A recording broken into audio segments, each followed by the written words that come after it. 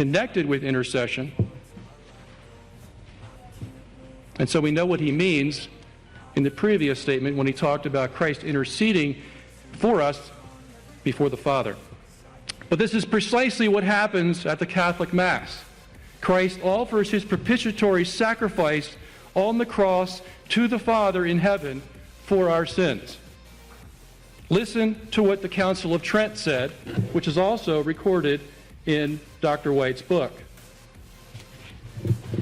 Whereby that bloody sacrifice, once to be accomplished on the cross, might be represented, the memory thereof remain even to the end of the world, and its salutary effects applied to the remission of those sins which we daily commit, declaring himself constituted a priest forever, according to the order of Melchizedek, offered up to God the Father his own body and blood under the form of bread and wine.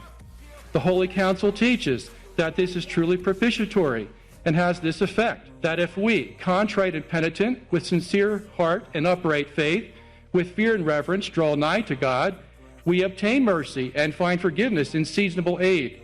For appeased by this sacrifice, the Lord grants the grace and gift of penitence and pardons even the gravest crimes and sins.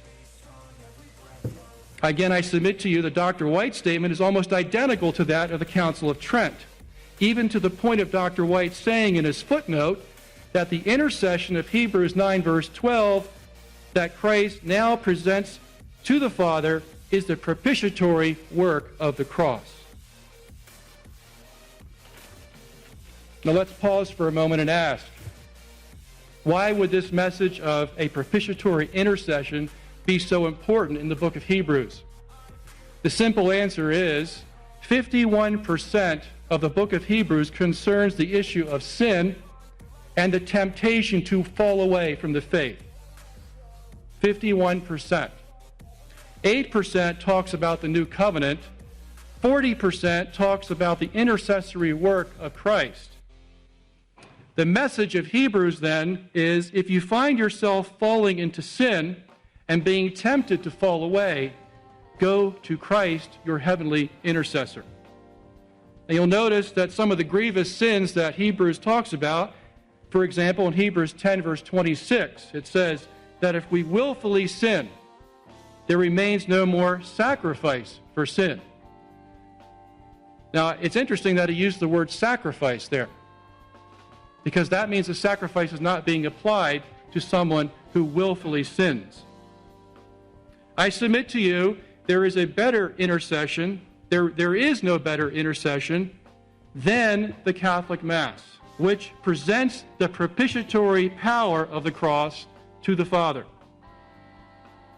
In our last debate on the Mass in 1999, Dr. White tried to answer this statement of his that I read from his book by saying that the presentation of the work of the cross to the Father, quote, was not a different work, but the same work, unquote.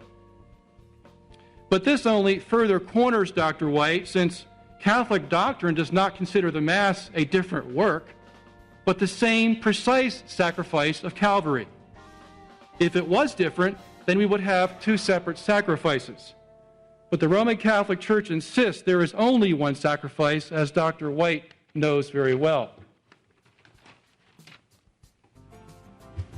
Incidentally, critics often accuse Catholicism of ignoring the verses that say Christ was sacrificed once for all.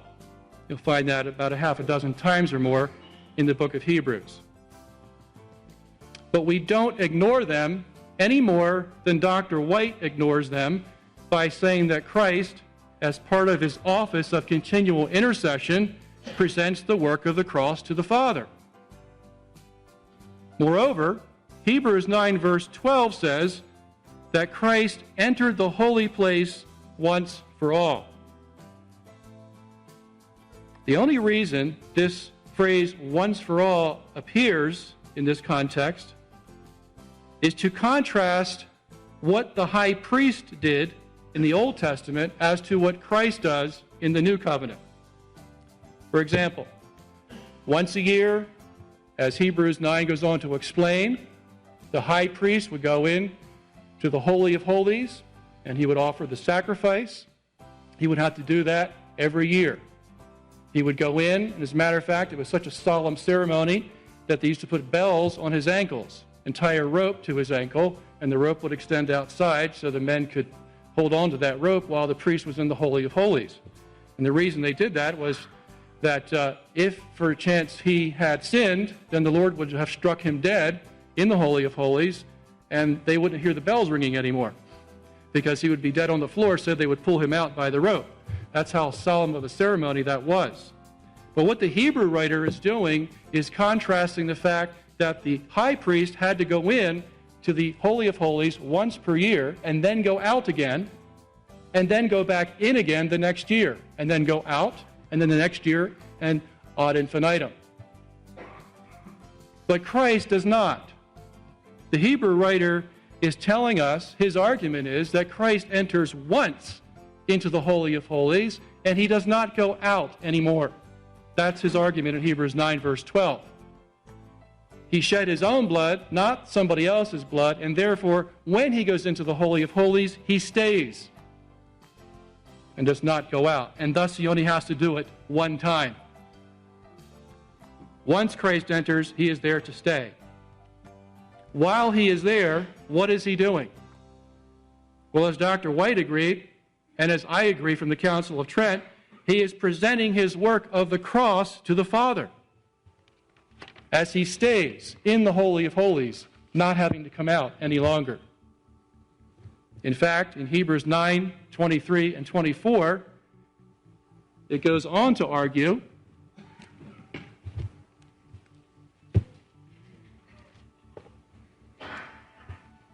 again, comparing the Old Covenant to the New Covenant. Therefore, it was necessary for the copies of the things in the heavens to be cleansed with these, that is, the Old Testament sacrifices, but the heavenly things themselves with better sacrifices than these, that is, the Old Testament sacrifices. Let me read that again.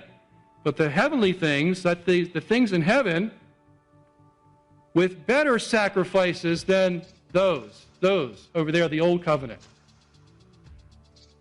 And then in verse 24, for Christ, the word for is telling us what is the reasoning behind why they need better sacrifices in heaven. 24 goes on to tell us. It says, for Christ did not enter a holy place made with hands, a mere copy of the true one, but into heaven itself, now to appear in the presence of God for us.